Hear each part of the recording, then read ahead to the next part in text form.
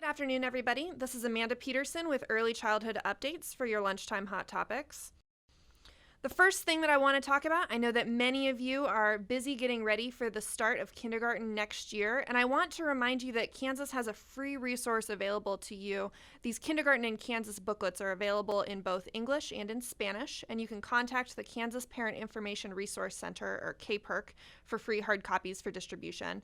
Natalie Schweda at KPIRC is the person who can help you out there, and her email address is on the KSDE TASN website, so you can head there if you'd like those free hard copies. You can also visit our KSDE Early Childhood webpage. If you go to ksde.org and click E for Early Childhood, you can see that we've pulled together our kindergarten readiness resources into a fact sheet that might be helpful for you.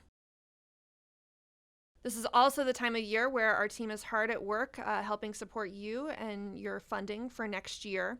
So first and foremost, approval forms for next year's preschool aged at-risk programs were due on April 2nd, so hopefully you've already gotten those in. If you haven't, our team is going to be contacting you. It's a quick and easy process, and we'd really like to get all of these approved when the State Board of Education meets in May. So please do, if you haven't already gotten your preschool aged at-risk application in, please do get that in as quickly as possible. As a reminder, for next year, we're anticipating the same as we've had for this current year.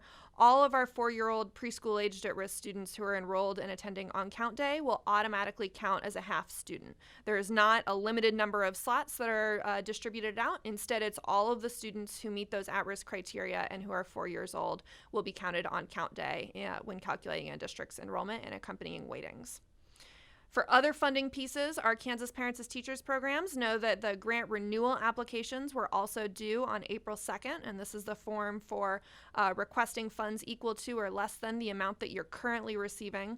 There is an extended grant application that is due on April 17th, and we will use these applications in the event that additional funding to allocate out becomes available. We're also, it's not here on the slide, but our applications for the Kansas Preschool Pilot Grant Program were already due, and our team is working to finalize the recommendations for funding for next year. So we'll be contacting applicants soon. This is a reminder to make sure that you're including your early childhood participants in your kids' data collections, specifically the end of year accountability or EOYA collection that's coming up. That submission window is May 10th through June 25th. This includes all your early childhood special education, preschool aged at risk, Kansas Preschool Pilot, and Kansas Parents as Teachers children.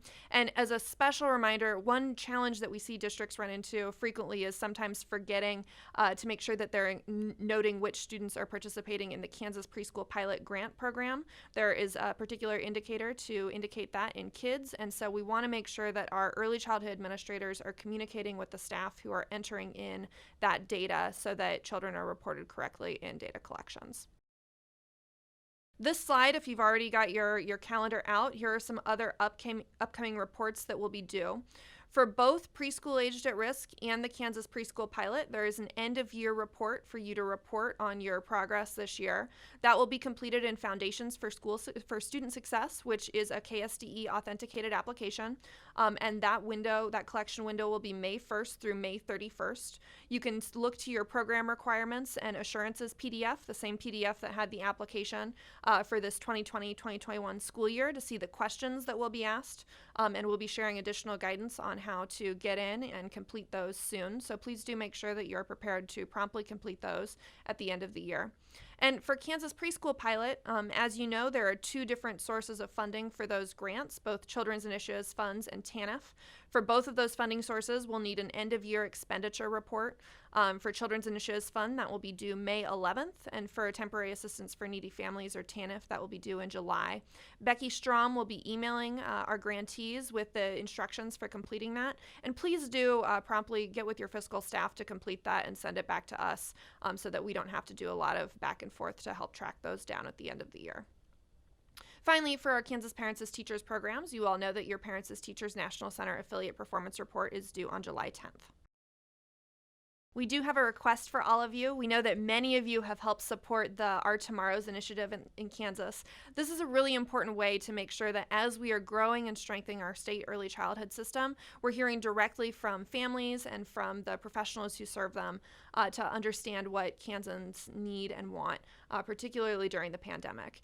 It's really important. The story bank is a powerful tool, but it's only as powerful as the stories that go into it, and we really want to make sure that we are getting a good representative collection of stories in this work. So please do visit the Children's Cabinet website, kschildrenscabinet.org/share-a-story to learn more. Please help us spread the word. Please share this on social media and integrate this into communications with families or into your work, because it's really important for us as we are preparing and recovering and planning after COVID-19. It's really important for us to be able to take these lived experiences and use that to inform our work. So thanks in advance for your help in spreading the word.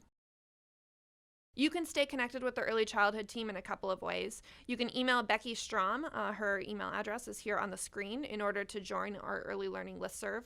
You can also visit our KSDE early childhood website. Again, you can do that by going to ksde.org and clicking E for early childhood.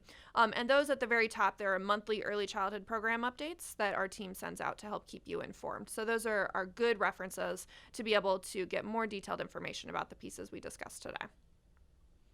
Finally, here's our team's early childhood team's email addresses. If you have any questions, if you have something that you'd like to think through together, or if you have any other feedback to share, feel welcome to reach out. We'd love to hear from you. Thanks so much.